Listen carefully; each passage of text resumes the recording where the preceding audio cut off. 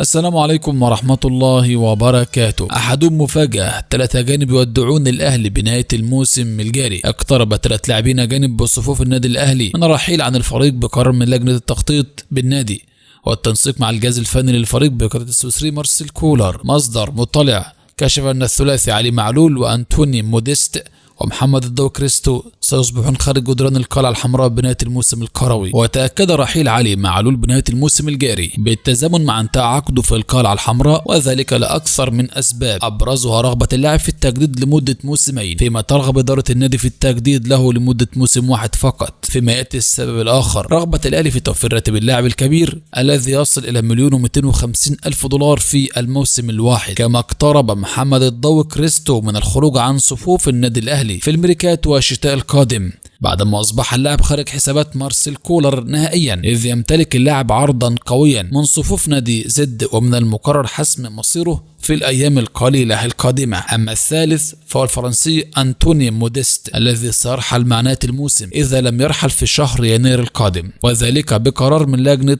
تخطيط الكرة بالنادي الأهلي بسبب الأداء المتواضع الذي ظهر عليه اللاعب من التعاقد معه. باجي يقترب من قيادة هجوم الأهلي في يناير الحسم بعد المونديال. اقترب المهاجم السنغالي باجي لاعب فريق المغرب تطواني من الانضمام للنادي الأهلي في الميركاتو والشتاء القادم بعد دخول إدارة النادي الأهلي على خط المفاوضات مع اللاعب في الفترة الأخيرة لحل أزمة الهجوم التي يعاني منها الفريق. ودخل المهاجم السنغالي باجي هداف الدوري المغربي حسابات النادي الأهلي للتعاقد معه في انتقالات الشتاء نظرا لحالة التألق التي يعيشها اللاعب حاليا، كما أنه أحد اللاعبين المطلوبين وبقوة في عدد من الأندية، مما جعل المارد الأحمر يسعى للتوقيع مع اللاعب وفقا لما ذكره موقع وين المغربي. ويتطلع مسؤول النادي الأهلي لحسم صفقة باجي خلال الفترة المقبلة، وذلك بعد عودة الفريق من السعودية والانتهاء من منافسات بطولة كأس العالم للأندية التي يشارك فيها الفريق الأحمر بصفته بطلا لدوري أبطال أفريقيا حسب ما ذكر الموقع المغربي. تحرك عاجل من كاف قبل مباراة الأهلي وشباب بلوزداد بسبب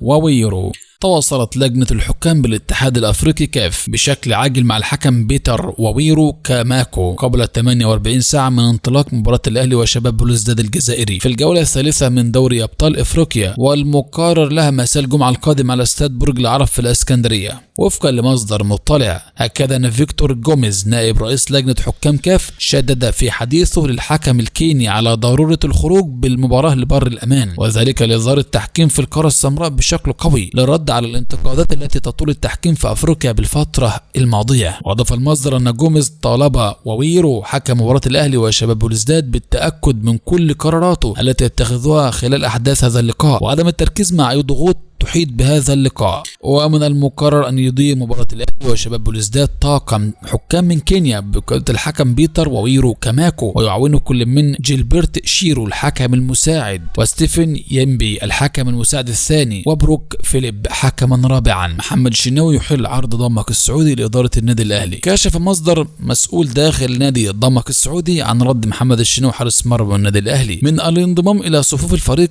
في فترة الانتقالات الشتوية المقبلة في ظل رغبة النادي في تدعيم هذا المركز بداية من الموسم القادم. وأكد الشناوي حارس مرمى النادي الأهلي تم التواصل معه من جانب مسؤولي ضمك السعودي للحصول على خدماته، ولكن رد الحارس تم التأكيد فيه على أن كل التفاصيل الخاصة بهذا الأمر في يد مجلس إدارة النادي الأهلي.